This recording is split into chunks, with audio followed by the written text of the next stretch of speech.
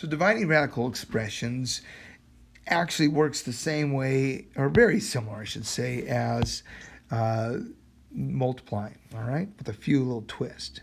So if we take the cube root of 27/8, well, we can just cube root that fraction, ask ourselves, what number, or what is the cube root of 27?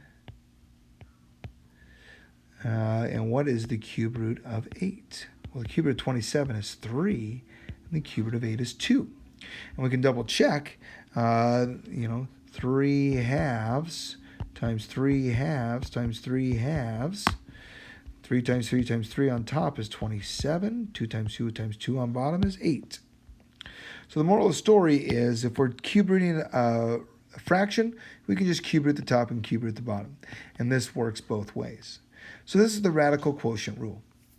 If you're taking a root of a quotient, right, or a fraction, because a fraction is a quotient, a fraction is a division problem, then we can take the nth root of the top and the nth root of the bottom. All right, and that's the key. So let's try some examples. So here we want to simplify these roots, these radicals here. All right, so we're going to cube root the top, cube root 16. Oh, let's back up here. We got one practical thing we got to ask ourselves first, okay, before we go too far. First, ask yourself, can you simplify 16/27? Is there any number that goes into 16 and 27? Well, the answer is no.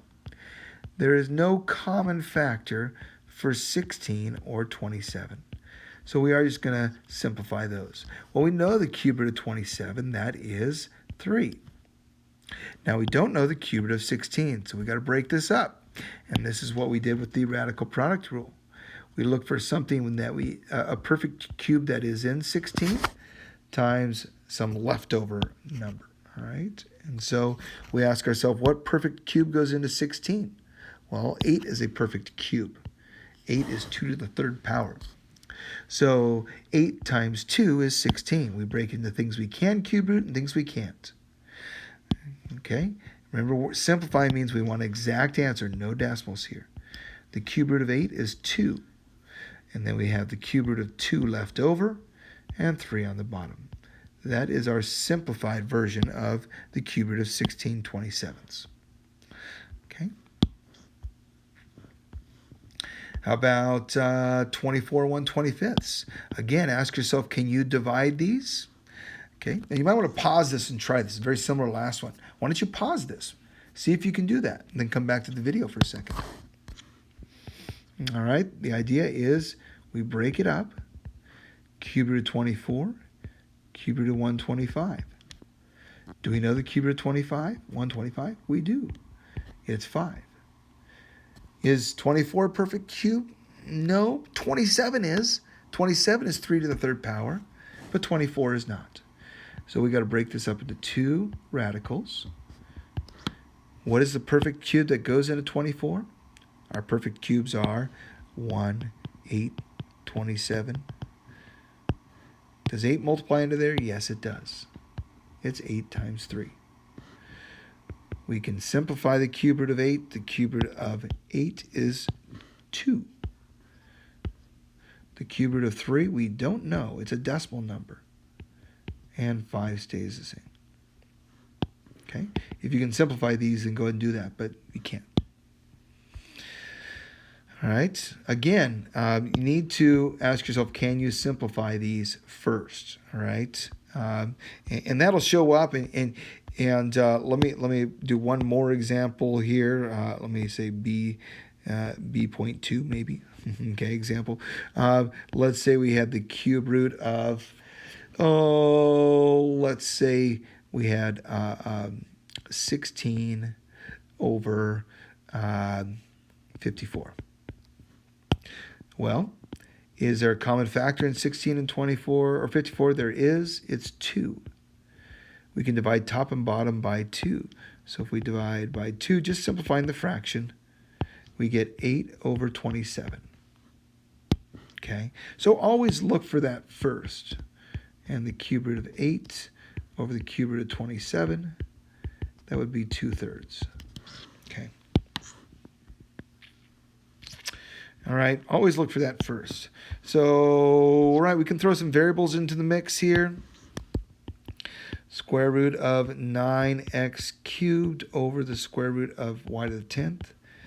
There's nothing that can cancel here. Look at that ahead of time. Do we know the square root of y to the 10th? Okay, well, we do. So this is, we can write this as the square root of y to the 5th squared.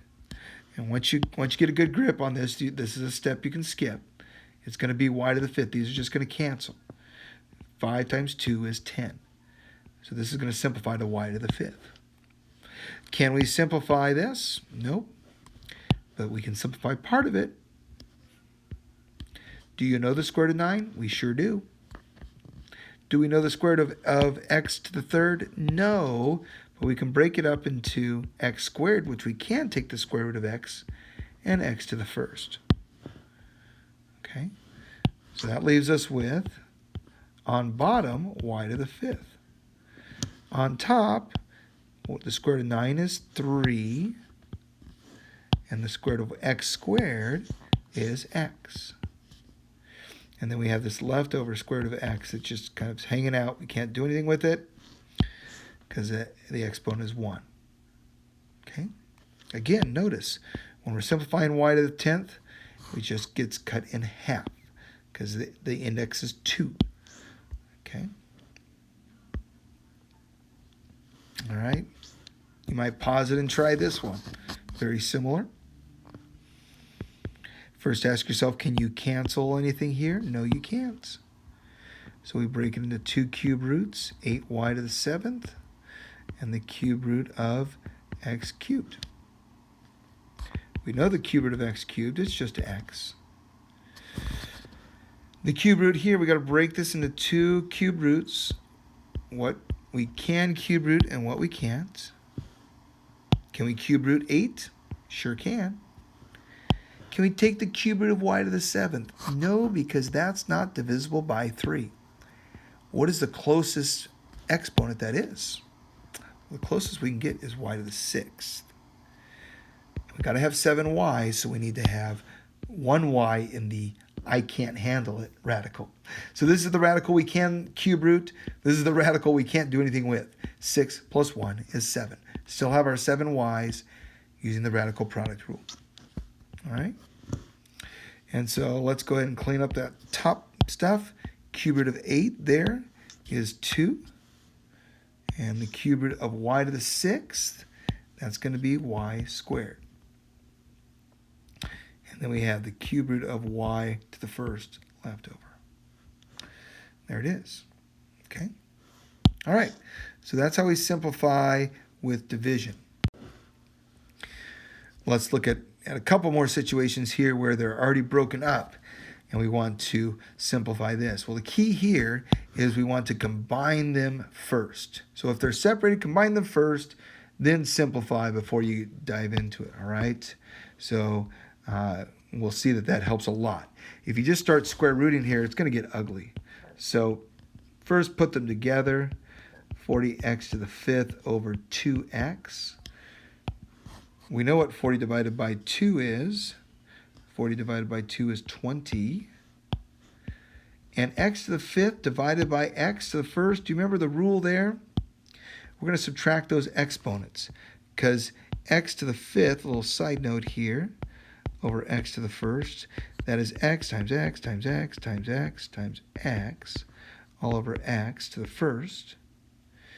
And if you take these two x's here, x divided by x is 1. So this is really 1 times x times x times x times x. In other words, x to the 4th. Well, we don't want to write this out every time. When we're dividing powers, we subtract the exponents. 5 minus 1 is 4. So this simplifies to x to the 4th. These two divide. Well, look, we don't even have a fraction anymore. So let's go ahead and break it up. Things we can square root and things we can't square root. Okay, 20. We can't simplify the square root of 20, but there's a 4 in there. 4 is a perfect square. We look for a perfect square in 20. It's 4 times 5. 4 times 5, okay, is 20. And x to the 4th, well, that is an even power, so we can simplify that, okay? Here's the step that we can skip once we get this down, okay? 2 squared is 4, and x squared is x to the 4th. X squared squared is x to the 4th. 2 to the 2nd power is 4, okay? And then we've got the square root of 5 hanging out. So that square root cancels with the squared, and we're left with what's in the parentheses. In other words, we square root the 4 and we get 2. We square root the x to the 4th and we get x squared. There it is. Okay. Do we need absolute values? It's squared. Okay. It's an even index. Do we end up with an odd power? No. So we don't need absolute values. You never need absolute values around numbers, just variables. Okay. One more here. Put them together. 48x to the 8th y over 6xy to the 4th. Okay, now subtract. Okay, so if we have 48 divided, we'll subtract exponents here. Divide 48 divided by 6, that is 8. 6 times 8 is 48. Okay, x to the 8th divided by x to the 1st will be x to the 7th. Now the y's, there's more y's on the bottom.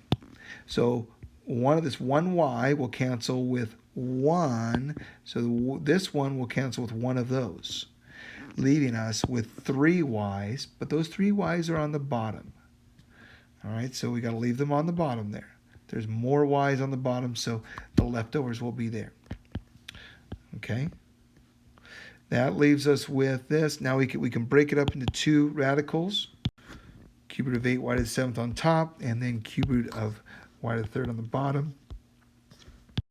We get y on the bottom, and we got to break up the top. Can we cube root 8? Yep. We can cube root y to the 6th, because that's a multiple of 3. And we got 1y we can't. So 6 plus 1 is 7. Why did we choose 6? Because it's a multiple of 3. Okay. And then we've got this y on the bottom. We've got this cube root of y up top. The cube root of 8 is 2. The cube root of y to the 6th is y squared. Okay? All right. So that's how we simplify with dividing. Put it together first, divide and clean it up, simplify the fraction, and then work it out.